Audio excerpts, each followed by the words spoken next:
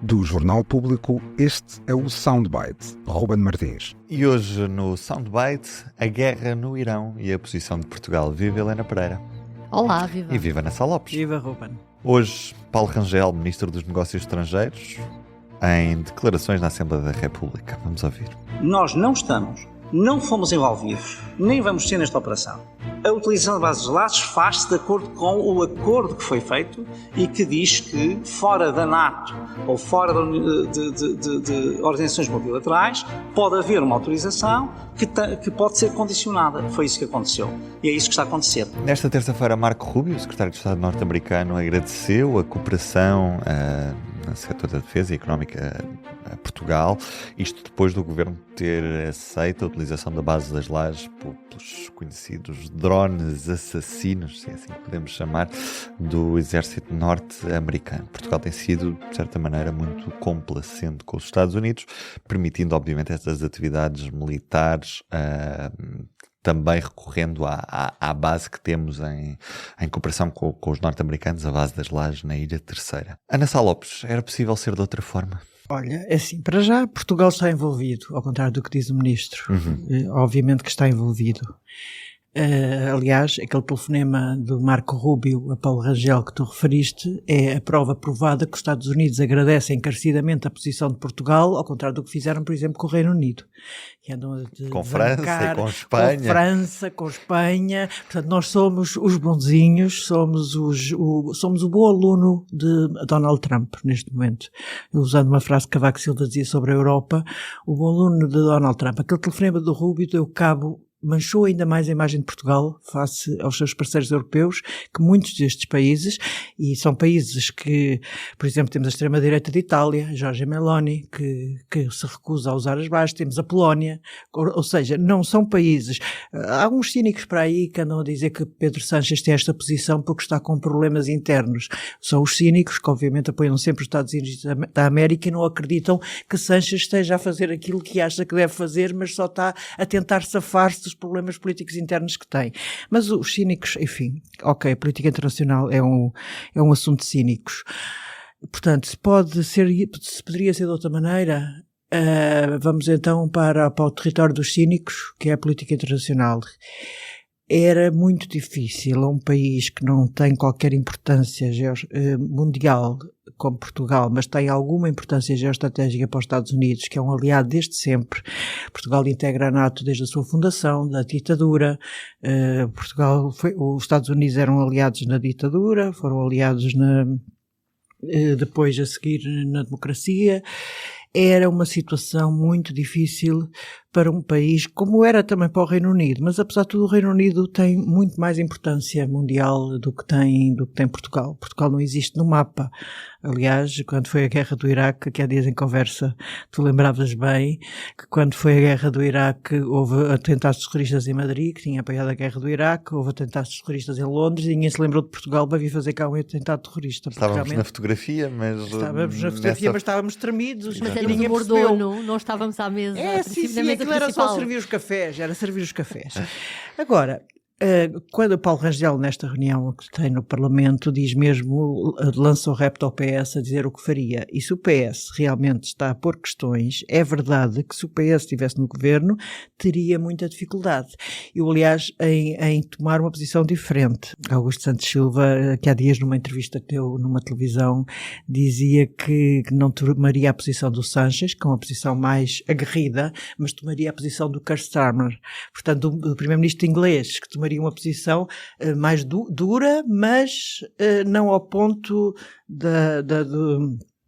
Portanto, eu acho que isto diz ele não estando no governo. Se ele fosse ministro dos Negócios Estrangeiros, tinha um grande berbicacho por...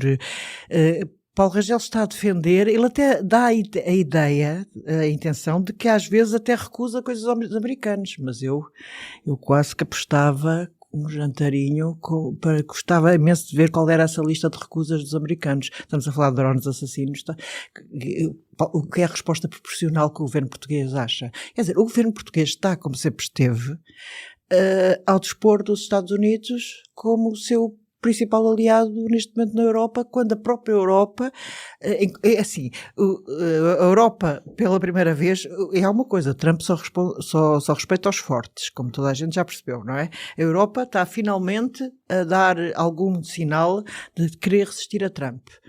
Trump está a atacar os outros países europeus. E Rubio telefona a Paulo Rangel porque tem aqui, na realidade, Portugal é uma espécie de caniço dos Estados Unidos, em que se pode, vem cá dar a pátria e tal. Não sei se isto é um bocado insultuoso ou que será considerado traição à pátria, mas é um bocado, Felizmente não estás em Israel, senão serias condenado à pena de morte. Seria condenado à pena de morte se fosse palestiniano, assim, nesse Estado que ainda é considerado democrático, mas que tem, obviamente, é um Estado de apartheid. E já não falo dos crimes de guerra, que entretanto Paulo Rangel também veio, Lena, desculpa lá que eu não me calo. Entretanto Paulo Rangel veio anunciar aquele tribunal especial para julgar os crimes de guerra cometidos na Ucrânia, e era bom que houvesse também um para os cometidos em Gaza, para os cometidos na guerra do Irão, mas pelos vistos a esse assunto a gente não se mete porque são os nossos amiguinhos. Helena Pereira, Portugal tornou-se um melhor amigo dentro da NATO para Donald Trump e para o seu governo? Sim, é um dos melhores amigos. É assim. Um dos poucos amigos que ainda resta, não? Sim, há aqui duas ou três coisas. Portugal foi um dos 12 países, só 12 países é que fundaram a NATO em 1949. E porquê é que Portugal foi um dos fundadores? Porque tinha as lajes, porque tinha os Açores e porque os Estados Unidos queriam ter uma presença nos Açores porque dava jeito, em termos geográficos, aquele sítio.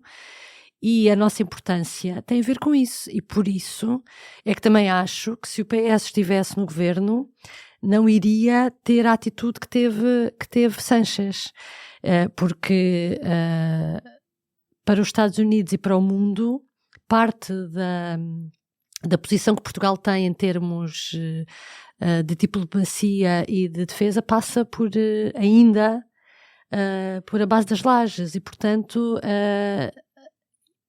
era difícil, e eu não acredito também que o PS não encontrasse uma justificação para, de alguma forma, ter uma posição parecida com o governo. E o governo, Paulo Rangel, eu acho que ele tenta imitar um bocadinho o Starmer quando inventa aquelas 3 razões, não é? Dizer, ok, proporcional e tem que ser em legítima defesa.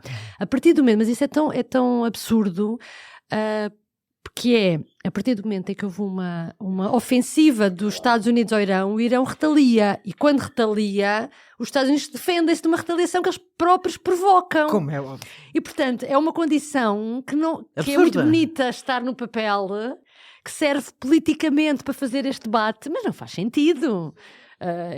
Permite tudo.